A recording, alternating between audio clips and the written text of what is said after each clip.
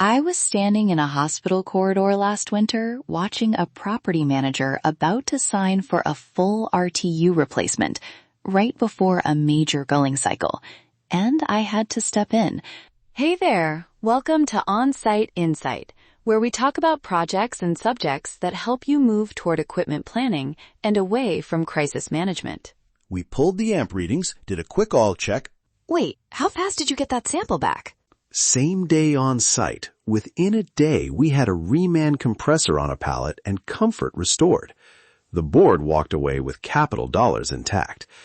That kind of win is why I drive 3 hours for weekend calls. Right. Wins like that are exactly why we do this.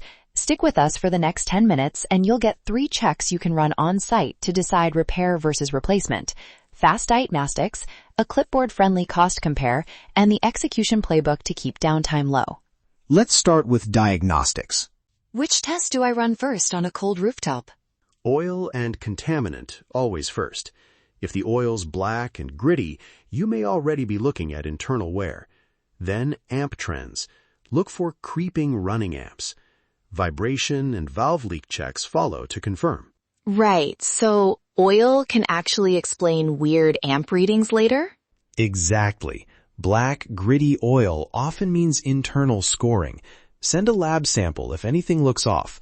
Lab tests will show moisture, acid number, and particle types. If you see lots of copper or steel particulates, that changes the expected remaining life. Let's talk amps. What's worry territory versus a momentary spike? Look at trends, not single numbers. If running amps are consistently 15-20% above nameplate, that's a serious concern. A one-off spike happens. Sustained high draw suggests mechanical drag or motor issues. Also capture start and locked rotor amps. High locked rotor points to internal mechanical resistance or motor winding trouble. No fancy tools for vibration. What should teams without meters do? Use your ears and your hands. New grinding noises, cabinets that buzz louder than usual, or visible rocking of mounts are real clues. If you do have a meter, compare to baseline. If vibration is elevated and new, that's a red flag. Remember, bad mounts mimic compressor problems. Check those first. And valves or refrigerant signs. What separates repairable from scrap? If suction and discharge pressures are off and cycling is odd, it could be a failed valve or internal muffler issue. Leaks show as fast charge loss or oil on fittings. Valve kits sometimes fix the problem, but heavy internal scoring or particulate contamination usually means a reman inspection is required before you commit. Okay, diagnostics covered. Walk me through real-world dollars. Rebuild versus full RTU replacement. Rough frame, a hermetic or semi-hermetic compressor rebuild or reman swap, parts and labor, often lands in the low thousands to mid-single thousand range, depending on type and region. A new packaged RTU with crane rigging, controls tie-in, permits, and startup, you're commonly in the tens of thousands. So if a rebuild gives you 2 to 5 years of reliable life for a fraction of the capital, it can be a no-brainer, if the reman is honest. But there's pushback. Rebuilt compressors sometimes fail early. I want that called out. I don't dispute that. I've seen a reman fail in 9 months because the rebuild didn't catch heavy copper particulates. Nobody did a proper oil analysis or teardown. That failure cost more than the initial rebuild and burnt trust. No way. So what's the procurement fix? What would have prevented that 9-month fail? Require a pre-rebuild inspection checklist, mandatory oil lab results, and a written teardown or reman report that includes particle analysis and a remaining life estimate. If the remanufacturer won't provide those, don't accept the rebuild. Also add acceptance criteria in the purchase order, vacuum targets, braze inspection, and startup amp pressure curves. That contract-level language is powerful. It turns a vendor sales pitch into a technical deliverable. Execution matters. First, stage the spare compressor and confirm the remanufacturer's paperwork, serials, warranty terms, remaining life estimate before the old one comes off. And hold the paper, not just a verbal promise. Always get it in writing. Then plan refrigerant reclaim. Have recovery cylinders on site, and make sure brazing is watched for bubble-free joints and proper vacuum to micron levels. And someone on the job should verify the brazes in the vacuum, right?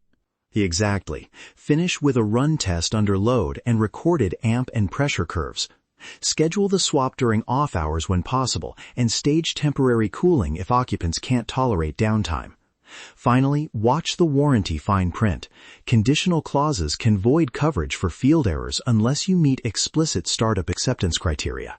Give me that 3-step phrase I can keep in my head this afternoon. 1. Diagnose.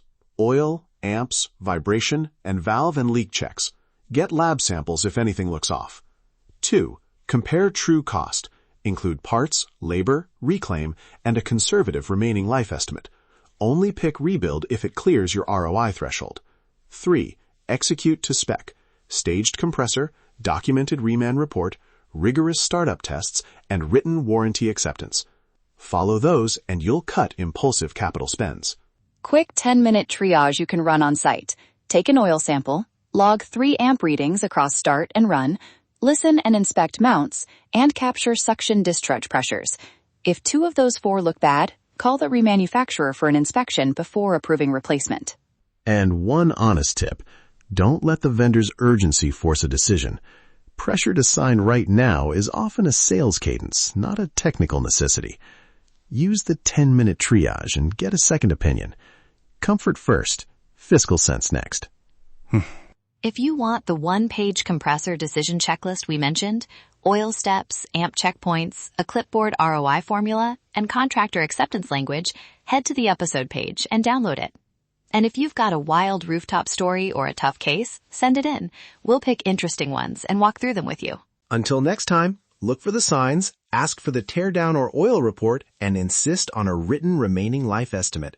It keeps vendors honest and your capital intact. On-Site Insight, where we provide insight for your on-site. Thanks for listening to On-Site Insight, where we discuss issues important to the unsung heroes of facility management. Grab the checklist, send that tough case, and we'll talk shop again soon.